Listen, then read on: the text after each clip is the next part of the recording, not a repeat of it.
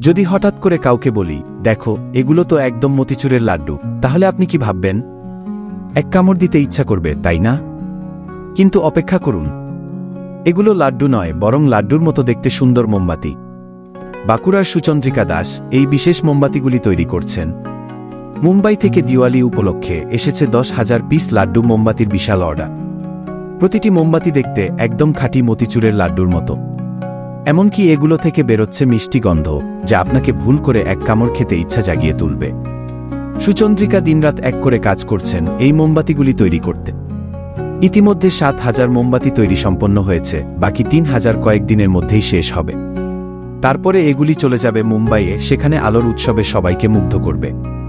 এই মোমবাতিগুলি এমন এক পদ্ধতিতে তৈরি, যেখানে মোম গলানোর পরে হাইগ্রেড কালার ও সুগন্ধি এসেনশিয়াল অয়েল মেশানো হয়। এর সাথে রয়েছে সুচন্দ্রিকার নিজের এক সিক্রেট রেসিপি, যা এই মোমবাতিগুলিকে আরও বিশেষ করে তোলে। শুধু ভারত নয়, সুচন্দ্রিকার তৈরি মোমবাতিগুলি বিদেশেও জনপ্রিয়তা পেয়েছে। আর মুম্বাই থেকে 10,000 লাড্ডু মোমবাতির অর্ডার পাওয়াটাই এর প্রমাণ। সুচন্দ্রিকা বলেন, মোমবাতি তৈরি করা সহজ কাজ হতে পারে, কিন্তু সৌন্দর্য আর গুণমান ধরে রেখে তৈরি করাটা চ্যালেঞ্জের।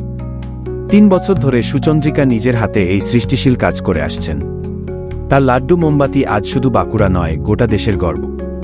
সুচন্দ্রিকার এই চেষ্টাকে কুর্নিশ জানাই বড়জোড়া ফেসবুক পে।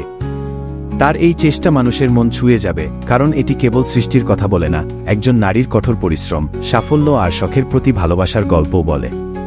এইভাবেই বাঁকুড়া জেলার প্রতিটি নারী পরিশ্রমের ফলে নিজের পায়ে দাঁড়াবে ও সফলতা লাভ করবে, এমনটাই আশা করি আমরা।